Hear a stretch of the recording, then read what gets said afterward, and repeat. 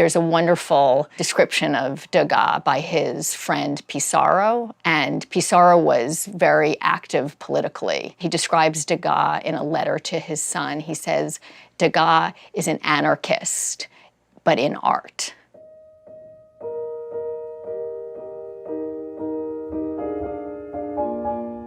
Degas was introduced to the monotype in the mid-1870s by his friend, the artist and printmaker Ludovic Lepic. And they make Degas' first monotype together. And for Degas, the process is always the most interesting.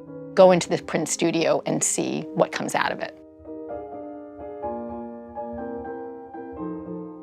A monotype is a hybrid of drawing and printmaking. The artist would draw on a plate. The plate would be sandwiched with a piece of paper and run through a press. It goes through the press once, and then the image is pulled off onto the sheet of paper.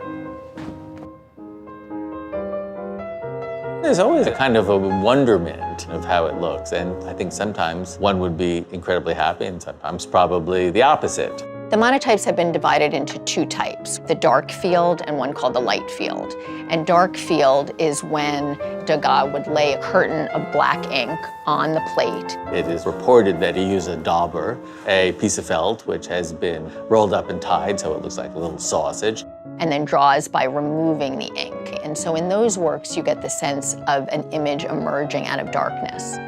He would use his own hands. He might use a piece of fabric to get a certain kind of texture, or a sponge, the back of a brush, anything that he had around the studios.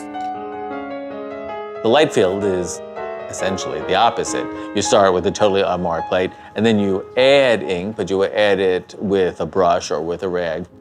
If you're using a cotton paper, the fibers of the paper need to soften up in order to accept the ink better. So the dampening of the paper loosens the fibers up so that all of the image can then come up from the plate surface. You get the sense that Degas falls in love with this process, that he really goes crazy for it. Even one of his friends has this description of Degas saying that he's no longer a man, he's a plate.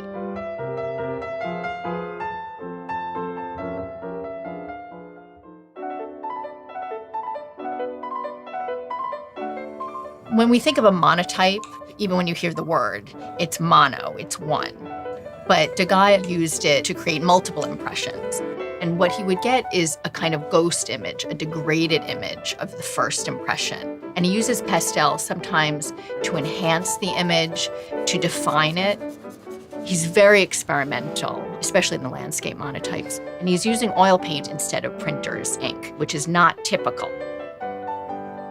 He lets the press kind of smush it, and you get this kind of smushed field of color. One of the inspirations for him making the work is seeing the landscape through the door of a moving train. How do you express something that you experience as you move through it? Monotype encouraged that freedom, encouraged a kind of looseness. The way you can smudge the image in monotype allows him to capture the hustle and bustle of the city. Faces that Degas might have passed by, he'll just smudge them out, working strongly against the conventions that he learned as a young artist. No matter how much you work onto the plate, how long it takes you, each time you print it, when you pull it off, you just basically have to live with what you got. That's the beauty of it. It was the process that was important. There was never a final picture. It was about endlessness, always the possibility of another image to be made.